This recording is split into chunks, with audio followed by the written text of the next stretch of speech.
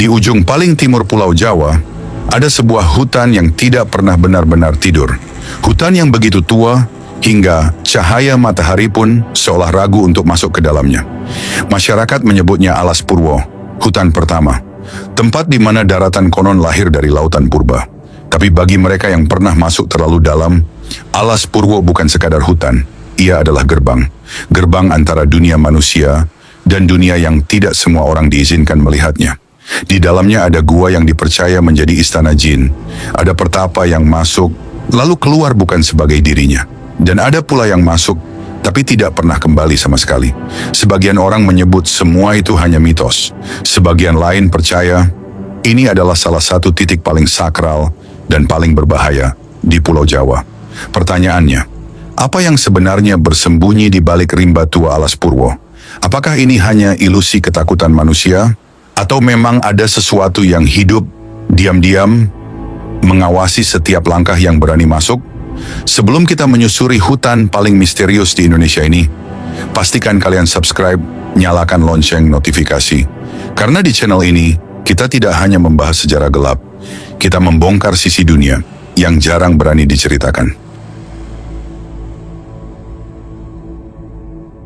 Di ujung timur Pulau Jawa, terbentang sebuah wilayah tua yang sejak berabad-abad lalu dikenal dengan nama Tanah Belambangan.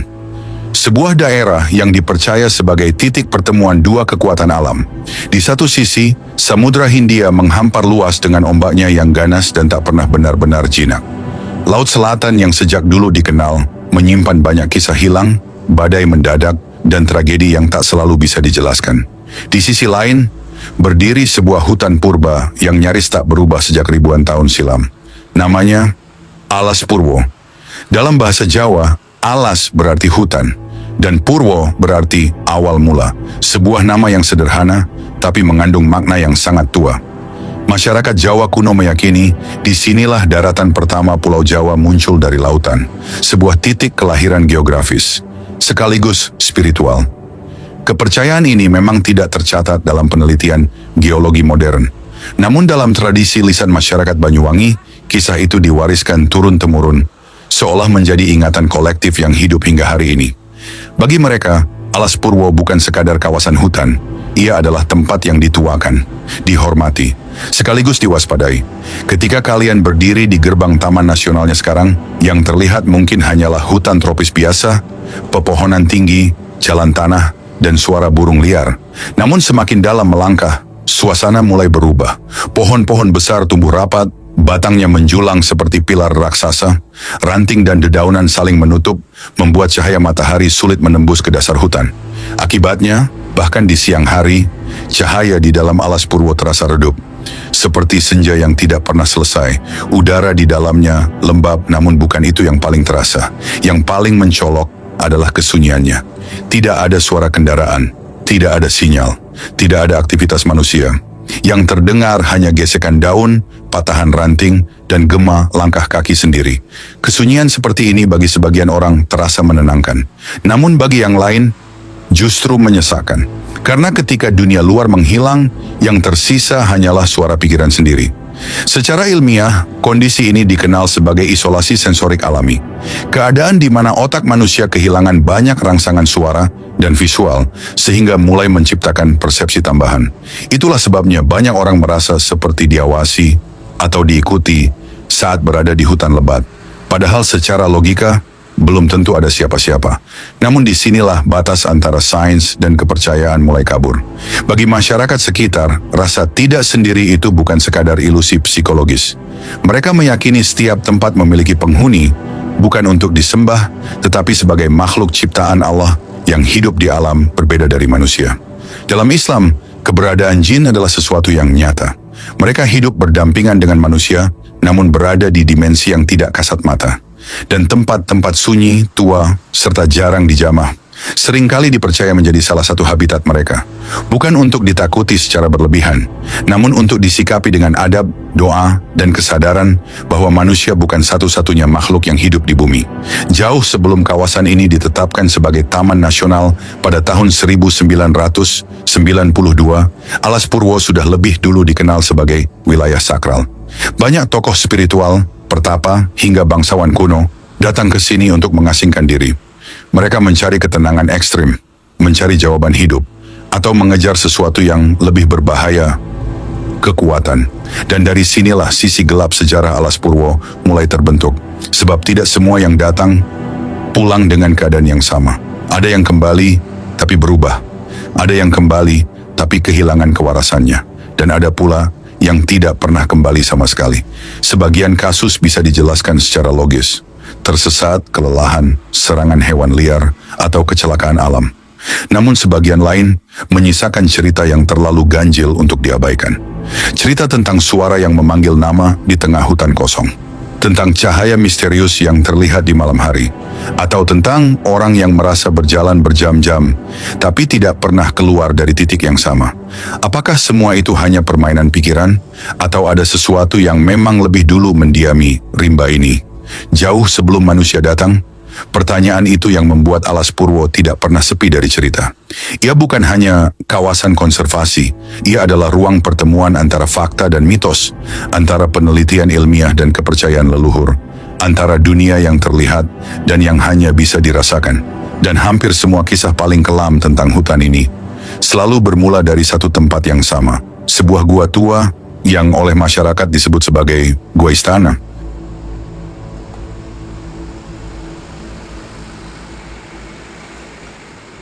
Semakin dalam memasuki Alas Purwo, jalur hutan mulai menyempit. Pepohonan tumbuh lebih rapat, akar-akar besar menjalar di tanah seperti ular yang membeku. Cahaya matahari semakin sulit menembus dan udara terasa lebih dingin, meski waktu masih siang.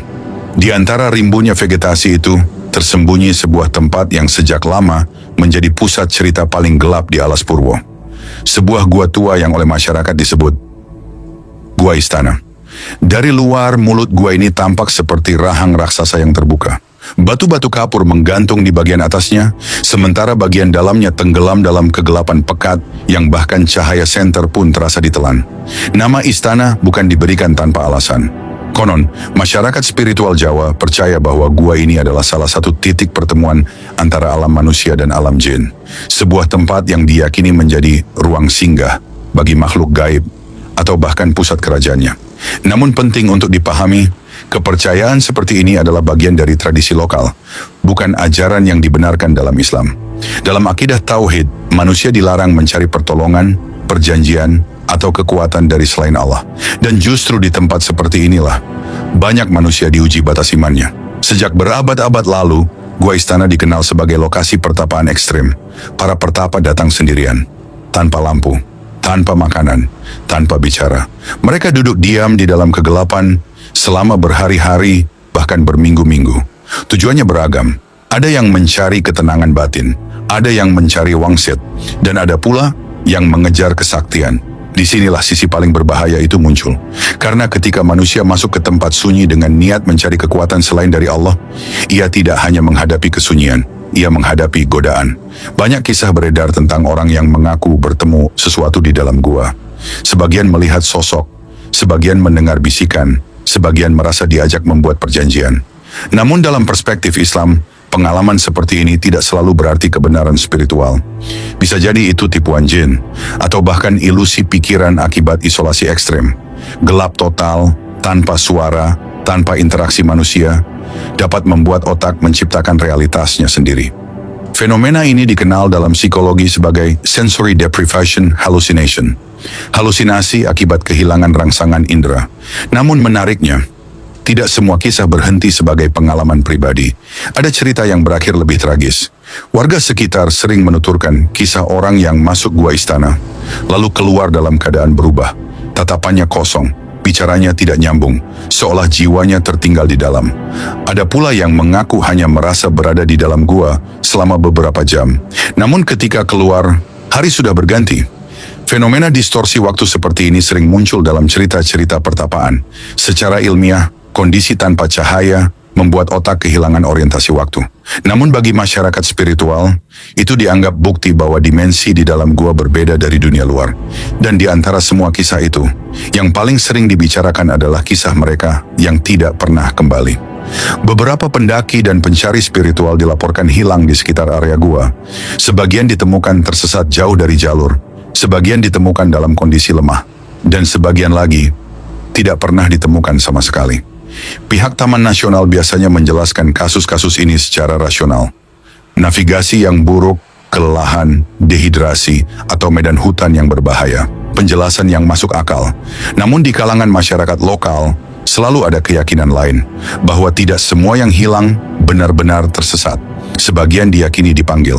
Istilah yang mereka gunakan bukan diculik, tapi diajak masuk lebih dalam ke alam yang tidak kasat mata. Tentu saja, ini adalah kepercayaan budaya, bukan fakta yang bisa diverifikasi. Namun kuatnya cerita-cerita inilah yang membuat Gua Istana memiliki reputasi berbeda dari gua lain di Alas Purwo. Ia bukan sekadar rongga batu, ia adalah simbol. Simbol batas tipis antara pencarian spiritual dan kesesatan. Antara ketenangan batin dan kehancuran mental. Dan hingga hari ini, meski akses wisata dibuka terbatas, masih ada orang-orang yang datang diam-diam ke tempat ini. Bukan untuk penelitian, bukan untuk konservasi, tapi untuk mengulang ritual lama yang sudah ada sejak ratusan tahun silam. Mereka percaya di dalam kegelapan Gua Istana ada jawaban. Namun sejarah Alas Purwo berulang kali menunjukkan, tidak semua orang yang mencari jawaban di sana siap menerima konsekuensinya. Dan Gua Istana hanyalah permulaan. Karena lebih jauh di dalam hutan, ada satu tempat lain yang dipercaya jauh lebih sakral dan jauh lebih berbahaya. Sebuah gua yang disebut sebagai pintu menuju kerajaan jin Alas Purwo. Namanya Gua Mayangkoro. Di dalam hutan Alas Purwo yang tak terjamah ini, ada satu tempat yang jauh lebih misterius daripada Gua Istana. Sebuah gua yang lebih dalam, lebih tersembunyi, dan jauh lebih disegani oleh masyarakat lokal. Nama gua ini adalah Gua Mayangkoro. Jika Gua Istana telah lama dikenal sebagai tempat bertapa, maka Gua Mayangkoro lebih dikenal sebagai pintu gerbang yang diyakini menghubungkan dunia manusia dengan dunia jin. Masyarakat Banyuwangi percaya bahwa di dalam gua ini tersembunyi kerajaan jin terbesar di Pulau Jawa. Sebuah kerajaan yang dipimpin oleh jin-jin besar dengan istana megah yang tidak terlihat oleh mata manusia. Kisah tentang Gua Mayangkoro sudah beredar sejak ratusan tahun lalu.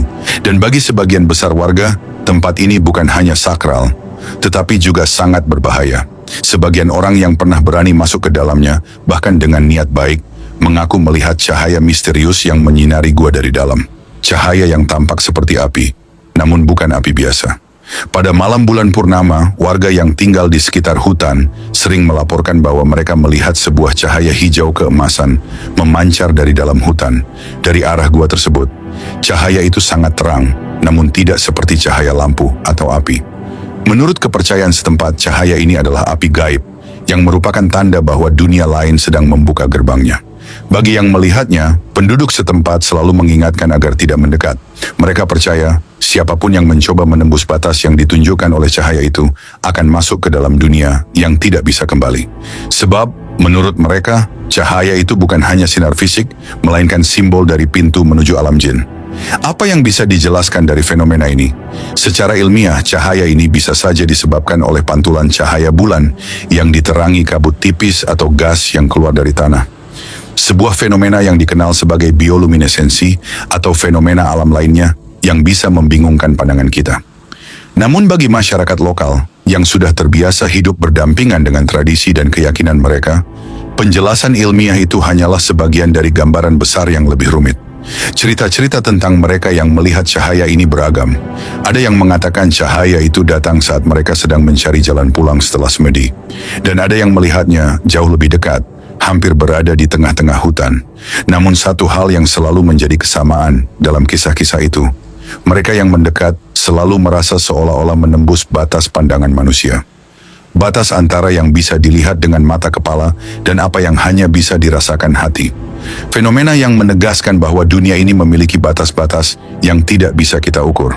Batas antara dunia manusia, alam gaib, dan alam jin yang hanya diketahui oleh Allah.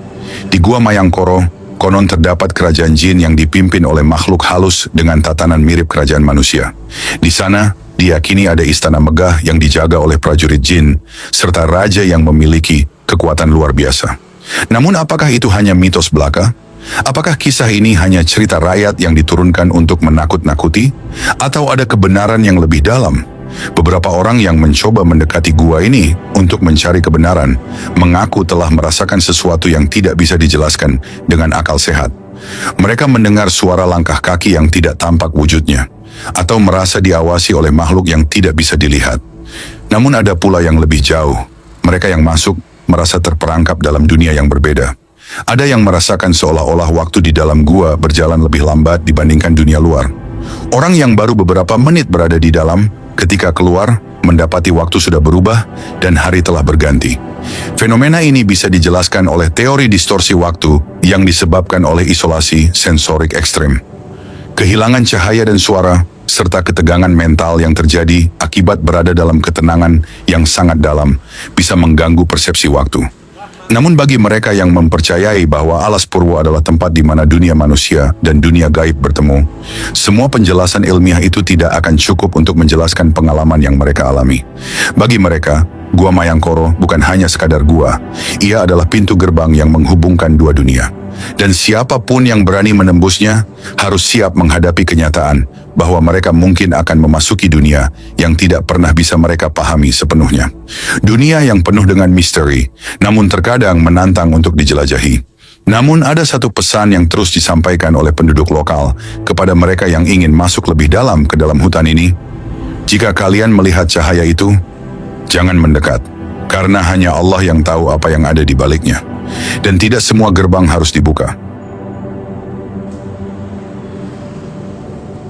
Semakin jauh manusia melangkah ke dalam alas purwo, semakin sedikit jejak peradaban yang tersisa.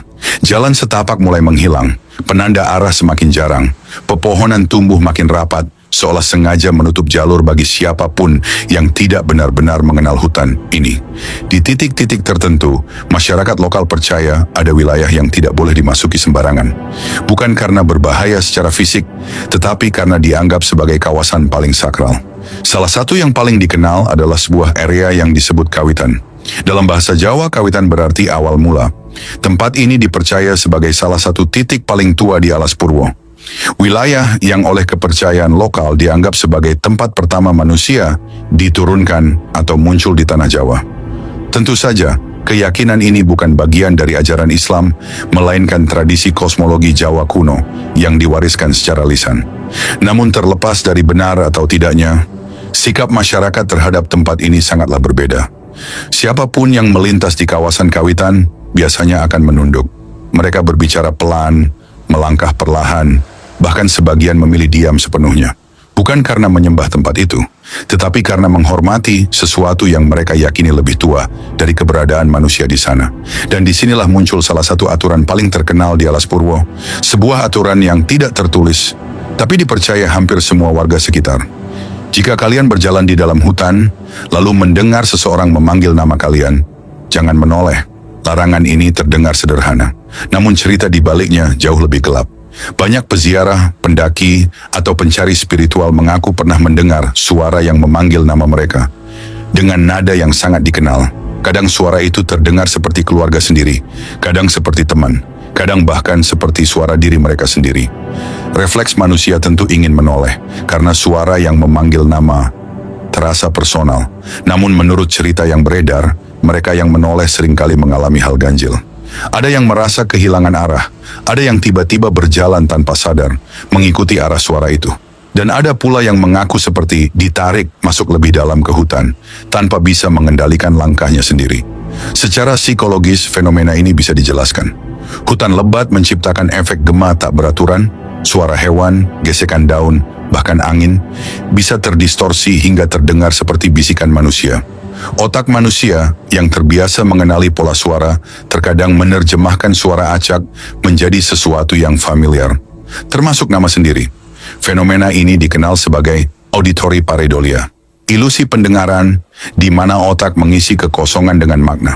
Namun bagi masyarakat lokal, penjelasan ilmiah itu tidak sepenuhnya menghapus kewaspadaan mereka, karena terlalu banyak cerita yang berakhir sama. Orang yang menoleh lalu tersesat. Dan di hutan seluas puluhan ribu hektar seperti alas purwo, tersesat bukan hal sepele. Arah mata angin bisa membingungkan, jalur bisa berputar tanpa disadari, dan tanpa pengetahuan navigasi, seseorang bisa berjalan berjam-jam tanpa keluar dari radius yang sama. Disinilah rasa takut mulai berubah bentuk. Bukan lagi takut pada makhluk gaib, tetapi takut pada kesadaran bahwa manusia sangat kecil di hadapan alam. Kesunyian panjang, minim cahaya, dan rasa terisolasi dapat menggerus kestabilan mental. Banyak peneliti menyebut kondisi ini sebagai forest psychological stress, tekanan mental akibat berada terlalu lama di hutan lebat tanpa interaksi sosial. Dalam kondisi seperti itu, bisikan sekecil apapun bisa terasa sangat nyata, dan imajinasi bisa berubah menjadi ketakutan yang hidup. Namun masyarakat Alas Purwo selalu menutup kisah ini dengan satu pesan sederhana. Masuklah ke hutan dengan adab, bukan dengan kesombongan, bukan dengan niat menantang, apalagi dengan niat mencari kekuatan selain dari Allah. Karena hutan ini, bagi mereka, bukan sekadar ruang alam, ia adalah cermin. Apa yang kalian bawa dalam hati, itulah yang akan kalian temui di dalamnya. Jika kalian datang dengan ketenangan, hutan akan terasa tenang. Jika kalian datang dengan ketakutan, hutan akan memantulkannya kembali. Dan jika kalian datang dengan kesombongan, maka kesombongan itu sendiri yang bisa menyesatkan langkah kalian. Namun dari semua misteri suara dan bisikan di Alas Purwo, masih ada satu lapisan kisah lain yang tidak kalah gelap. Kisah tentang makhluk penjaga hutan. Makhluk yang tidak selalu terlihat, tapi diyakini selalu mengawasi. Dan ketika mereka menampakkan diri, biasanya itu bukan pertanda baik. Di antara semua cerita tentang gua, cahaya gaib, dan bisikan yang memanggil nama, ada satu kisah yang paling sering dibicarakan oleh masyarakat sekitar Alas Purwo. Kisah tentang penjaga hutan. Bukan penjaga dalam arti manusia berseragam. Bukan pula sekadar satwa liar yang kebetulan melintas, tetapi sosok yang diyakini sebagai simbol keseimbangan antara alam manusia dan alam yang tak kasat mata. Banyak warga sekitar percaya bahwa Alas Purwo memiliki penunggu utama. Makhluk yang muncul bukan untuk menakuti tanpa sebab, tetapi untuk menegur mereka yang melanggar batas. Sosok yang paling sering disebut adalah macan putih.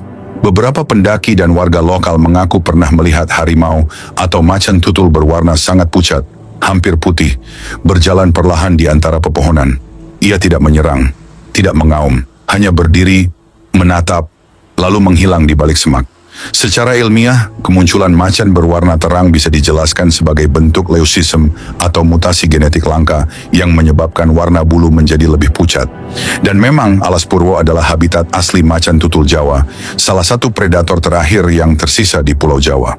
Namun yang membuat kisah ini berbeda bukan hanya warnanya, melainkan waktu kemunculannya. Konon, macan putih ini sering terlihat oleh orang-orang yang datang dengan niat tertentu, terutama mereka yang masuk untuk melakukan ritual atau mencari kekuatan. Beberapa orang mengaku melihatnya tepat sebelum mereka mengalami kejadian aneh.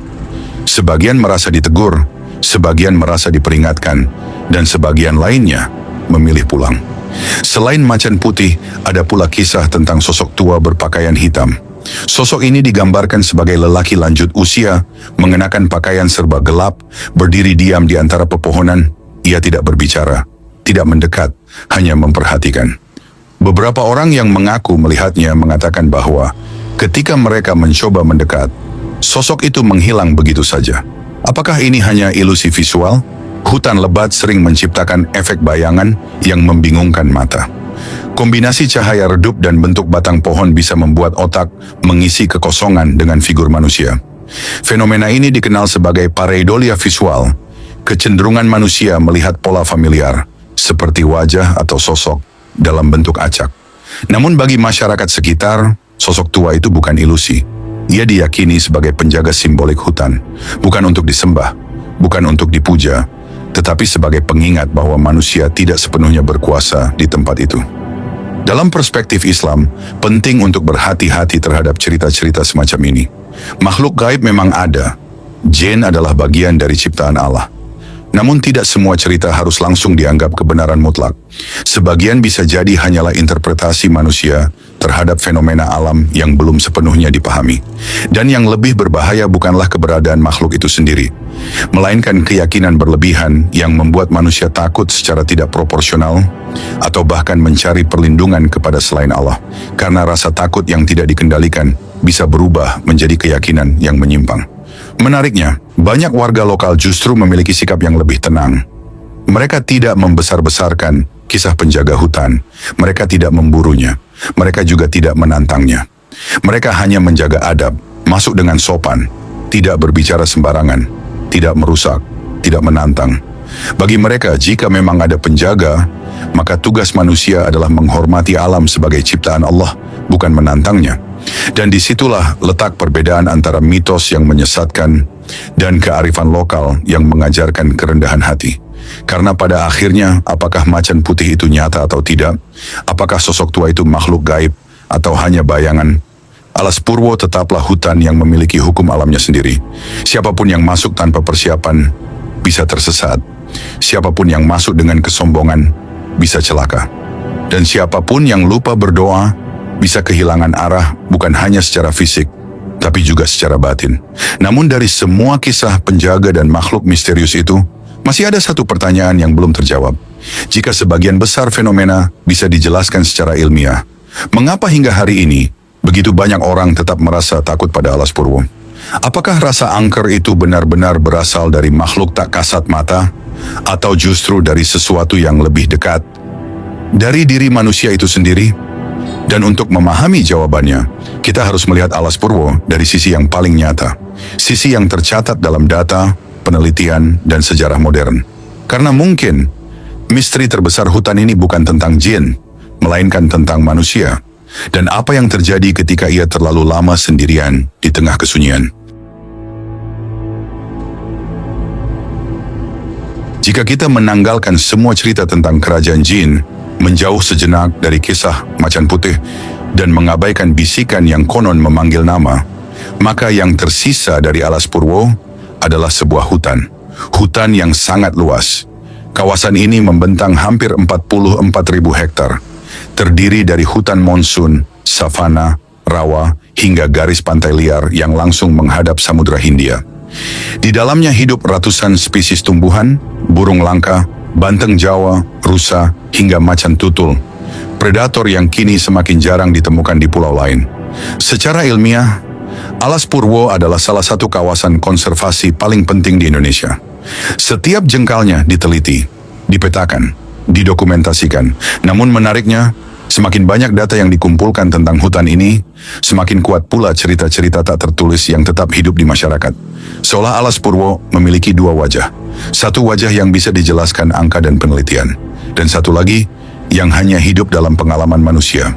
Para peneliti lingkungan biasanya menjelaskan kesan angker Alas Purwo dengan faktor alami. Kepadatan vegetasi membuat cahaya minim.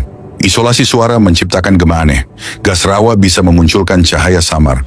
Medan magnet tertentu dapat mengganggu persepsi arah. Semua itu nyata. Semua itu bisa diuji. Namun ada satu faktor lain yang sering luput dibahas. Kesunyian ekstrim. Di tempat tanpa suara mesin, tanpa percakapan manusia, tanpa distraksi digital, otak manusia dipaksa berhadapan dengan dirinya sendiri. Dan tidak semua orang siap menghadapi itu. Psikolog menyebut kondisi ini sebagai deep isolation response. Reaksi mental ketika manusia terlalu lama sendirian dalam lingkungan sunyi. Dalam kondisi itu, pikiran bisa memutar ulang ketakutan, penyesalan, dosa masa lalu, trauma yang lama terkubur. Kesunyian menjadi cermin, dan tidak semua yang dipantulkan cermin itu menyenangkan. Mungkin disinilah letak misteri terbesar Alas Purwo. Bukan pada jin, bukan pada makhluk penjaga, tetapi pada cara hutan itu memaksa manusia melihat dirinya sendiri, tanpa topeng. Selama berabad-abad, para pertapa datang ke hutan ini untuk mencari pencerahan. Sebagian menemukan ketenangan, sebagian menemukan kegilaan. Karena batas antara keduanya sangat tipis ketika manusia terlalu lama sendirian. Namun Islam memberi perspektif yang berbeda. Kesunyian bukan untuk mencari kekuatan gaib, bukan untuk membuat perjanjian dengan makhluk lain, melainkan untuk mendekat kepada Allah. Disitulah perbedaannya menjadi jelas. Kesunyian yang dibimbing tauhid melahirkan cahaya. Kesunyian yang dipenuhi kesombongan bisa melahirkan kesesatan. Dan Alas Purwo dengan segala mitos dan misterinya hanyalah panggung besar tempat dua kemungkinan itu bertemu. Bagi sebagian orang, ia adalah tempat berbahaya. Bagi yang lain, ia tempat suci. Namun bagi mereka yang memahami, hutan ini hanyalah ciptaan Allah. Sama seperti lautan, gunung, dan langit malam. Ia tidak memiliki kuasa apapun. Ia tidak memberi berkah dan tidak pula membawa celaka, kecuali atas izinnya, rasa takut yang lahir di dalamnya. Seringkali bukan karena apa yang ada di luar manusia, melainkan karena apa yang bersembunyi di dalam dirinya sendiri. Dan mungkin itulah alasan mengapa hingga hari ini, Alas Purwo tetap terasa berbeda. Bukan karena ia paling angker, tetapi karena ia adalah salah satu tempat terakhir, di mana manusia benar-benar dipaksa diam, lalu mendengar kembali suara hatinya sendiri. Suara yang selama ini tertutup oleh bising dunia. Dan ketika seseorang keluar dari hutan itu, ia mungkin membawa cerita tentang gua, tentang cahaya, tentang makhluk tak kasat mata. Namun bisa jadi, misteri terbesar yang ia temui di Alas Purwo bukanlah hutan itu, melainkan dirinya sendiri.